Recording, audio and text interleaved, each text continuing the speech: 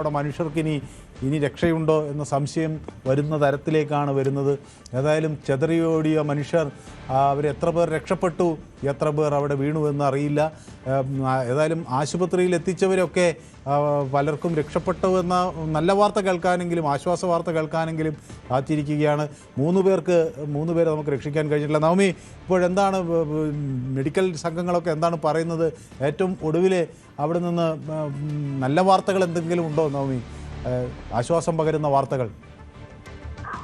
മനു, ഇപ്പോൾ നമുക്ക് ആശ്വാസം പകരുന്ന വാർത്തകൾ ഒന്നും തന്നെ നൽകാനില്ല. കാരണം അവിടെ ഈ തുടർ സ്ഫോടനങ്ങൾ നടക്കുന്നതാണ് രക്ഷാപ്രവർത്തനത്തിന് ഏറെ വെല്ലുവിളിയായിക്കൊണ്ടിരിക്കുന്നത്.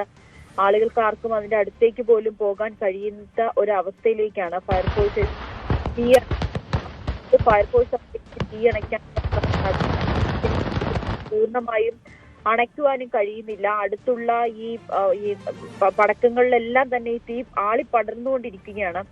അതുകൊണ്ട് തന്നെയാണ് ഈ തുടർച്ചയായിട്ടുള്ള സ്ഫോടനം. ആ സ്ഫോടനം തന്നെയാണ് രക്ഷാപ്രവർത്തനത്തിന് ഏറെ വെല്ലുവിളിയായിരിക്കുന്നതും. അതിന്റെ ഉള്ളിൽ നിരവധി മനുഷ്യർ അകപ്പെട്ടിട്ടുണ്ടെന്നുള്ളത് ഏറെ വേദനിപ്പിക്കുന്ന വാർത്ത തന്നെയാണ്. നവമി, ഒരു മിനിറ്റ്. ശ്രീ പി ബാലേന്ദ്രൻ നമുക്കൊപ്പം ചേരുന്നു. ശ്രീ ബാലേന്ദ്രൻ, മനുഷ്യര് 3 പേരെ നഷ്ടമായി എന്ന വിവരമാണ് കിട്ടുന്നത്. കൂടുതൽ ആളുകൾ ഗുരുതരാവസ്ഥയിലാണെന്നൊക്കെ പറയുന്നു. എന്താണ് ശ്രീ ബാലേന്ദ്രൻ അവിടെ രക്ഷാപ്രവർത്തനങ്ങൾ? ഞാനിപ്പോ മെഡിക്കൽ കോളേജിലുണ്ട്. ഇപ്പോ ഇവിടെ 5 ഡെത്ത് സ്ഥിരീകരിച്ചിട്ടുണ്ട്. 5 പേർ മരിച്ചു. 5 പേർ ഡെത്ത് സ്ഥിരീകരിച്ചിട്ടുണ്ട്. ഇപ്പോ പരിക്കേറ്റവരെ കൊണ്ടുവന്നിരിക്കുന്നു. സ്ഥിതിഗതികൾ നിയന്ത്രണാതീതമല്ല. ഇപ്പോ കുറച്ചും കൂടിയും കൺട്രോൾഡ് ആയിട്ടുണ്ട്. അവിടെ എന്തായാലും വരുന്ന മറ്റാളുകളേക്ക് വേണ്ട സൗകര്യങ്ങളൊക്കെ ഉണ്ടല്ലേ? ഈ എല്ലാ സൗകര്യങ്ങളും, കാഷ്വാലിറ്റി ഓക്കെയാണ്. ബെഡ്, മറ്റ് സംവിധാനങ്ങളും എല്ലാം ശരിയായിട്ടുണ്ട്. പിന്നെ ഇവിടെ എല്ലാ മിക്ക നേതാക്കളും എത്തിയിട്ടുണ്ട്. അപ്പോ പക്ഷെ 5 പേർ മരിച്ചു എന്നാണ് ഈ വരുന്ന വിവരം അല്ലേ ലഭിക്കുന്നത്? അതെ, 4 ഇപ്പൊ സ്ഥിരീകരിച്ചു കഴിഞ്ഞു. ഒരാൾ കൂടി പാർട്സ് ആണ് എത്തിയിട്ടുള്ളത് ബോഡിയുടെ. അപ്പൊ അതിന്റെ ഒരു സ്ഥിതി ഉണ്ട്. ഹലോ, കേൾക്കാം. അത് അങ്ങേയറ്റം തകർക്കുന്ന വാർത്തയാണ്. തൃശ്ശൂർ പൂരത്തിന് വേണ്ടി കാത്തിരുന്ന മലയാളികൾക്ക് മുന്നിലേക്ക് ഈ മരണവാർത്ത. ഇതിന്റെ എന്താണ് ഇത് സംഭവിച്ചതെന്നോ എന്തെങ്കിലും അങ്ങനെ വല്ല വിവരങ്ങൾ കിട്ടാൻ കഴിഞ്ഞോ ശ്രീ ബാലേന്ദ്രൻ? ചൂടിന്റെ കൂടുതലും പിന്നെ ഏതെങ്കിലും രാസവസ്തുക്കൾ കൂട്ടിയിട്ടുണ്ടോന്നും നമുക്ക് പറയാൻ പറ്റില്ല. അതിനൊക്കെ കുറെ കൂടി അന്വേഷണമൊക്കെ വേണ്ടി വരികയായിരിക്കും. അത് ചൂടൊരു വലിയ ഘടകമായിരിക്കും അല്ലേ ഇത് പടരുന്നതിലൊക്കെ? അതെ, ഇപ്പൊ അല്ല, ഇവര് കുറെ കാലങ്ങളായിട്ട് നടത്തിക്കൊണ്ടിരിക്കുന്നവരാണ്. അല്ല, സ്വാഭാവികമായി ഇവര് വളരെ പരിചയസമ്പന്നരായ ആളുകളാണെന്ന് പറയുന്നു. തമിഴ്നാട്ടിലെ ഈ വിരുദനഗറിൽ ഉണ്ടായ ഒരു അപകടത്തിന്റെ ഒരു പശ്ചാത്തലം നമുക്ക് ഇപ്പോൾ 2 ദിവസം ആയി അതിന്റെ വേദനയിൽ നമ്മൾ നിൽക്കുകയാണ്. അപ്പൊ ആവശ്യമായ മുൻകരുതൽ എടുത്തിട്ടുണ്ടാകും എന്നാണ് ഞാനും പ്രതീക്ഷിക്കുന്നത്. പക്ഷേ എന്ത് സംഭവിച്ചു എന്ന് അറിയില്ല. എന്തായാലും അവിടെ 40ഓളം ആളുകൾ ഉണ്ടായിരുന്നു എന്നുള്ള ഒരു വിവരമാണ് ലഭിക്കുന്നത് അല്ലേ?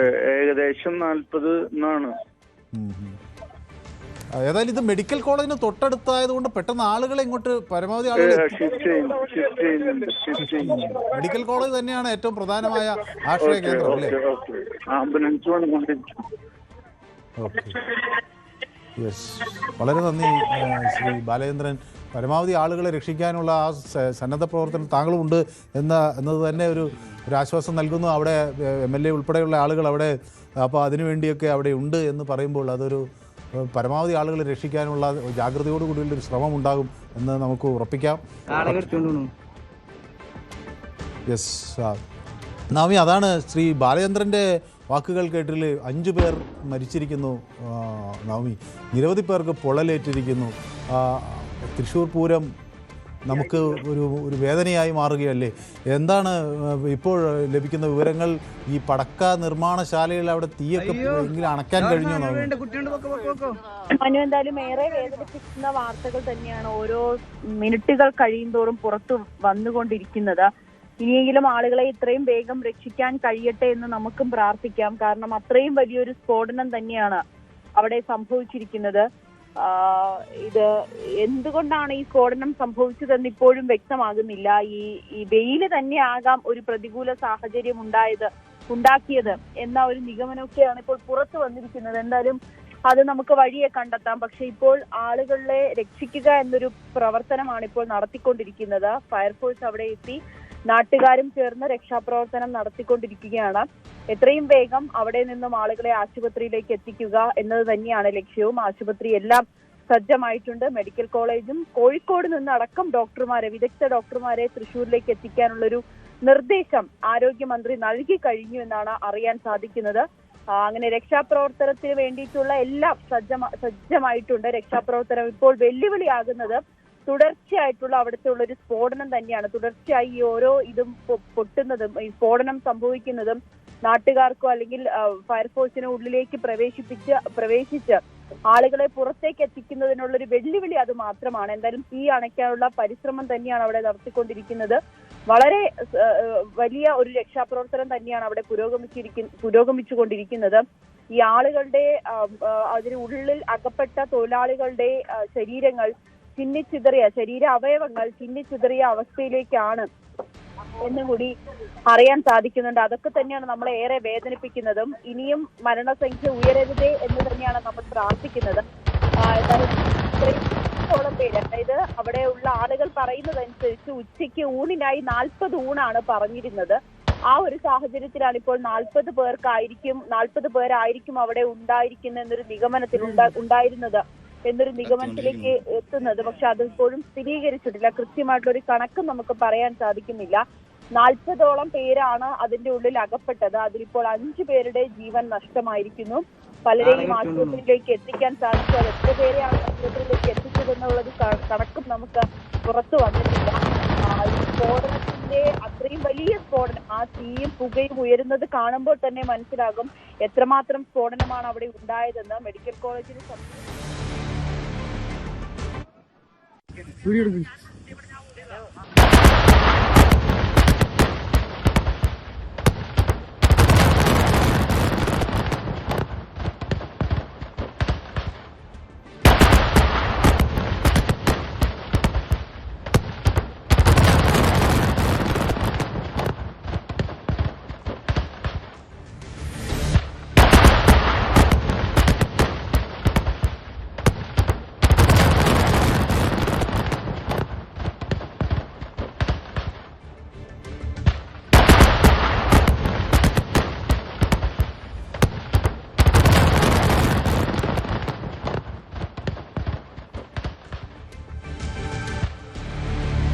തൃശൂർ പൂരത്തിന് തിരുവമ്പാടി വിഭാഗത്തിന്റെ വെടിക്കെട്ടൊരുക്കുന്ന മുണ്ടത്തിക്കോടുള്ള പടക്ക നിർമ്മാണ കേന്ദ്രത്തിലുണ്ടായിട്ടുള്ള സ്ഫോടനത്തിൽ അതിന്റെ തീവ്രത ഉയരുന്നു എന്ന് വേണം മനസ്സിലാക്കാൻ. നമ്മളോടൊപ്പം അല്പം മുൻപ് MLA പി ബാലചന്ദ്രൻ സംസാരിച്ചപ്പോൾ അദ്ദേഹം 5 മരണങ്ങൾ ഉണ്ടായിട്ടുണ്ട് എന്ന കാര്യം സ്ഥിരീകരിക്കുകയാണ്. അപ്പോൾ മരണനിരക്ക് കൂടുന്നുണ്ട്, മരണത്തിന്റെ എണ്ണം കൂടുന്നുണ്ട്.